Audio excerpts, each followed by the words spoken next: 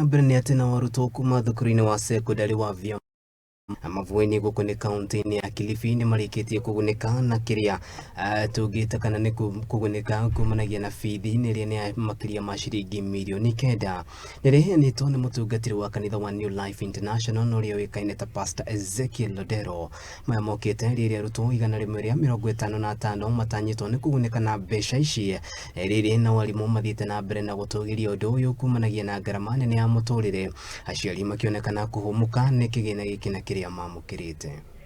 Tunashindana na shule zingine ambazo hawako kwenye tunasaidia hawa na baadaye I think next week tutaenda Mitangoni Primary School is also next to our church ili wapate hii shule na ile Mitangoni hizo yatakana inawapasa wapate close if not full but close to full scholarship. Kwa hivyo mzazi ambaye ana mtoto katika kidato cha 4 ni kwamba kufikia sasa yuko huru na hataweza kulipa chochote tena. School fees kwa mwanafunzi in days 13,500 kwa mwaka.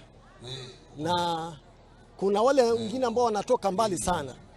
Kwa hivyo wanakaa hapo nje ya shule. So tunasaidia, tunawasupport hapa shuleni kwa chakula cha asubuhi na sapa pia na lunch.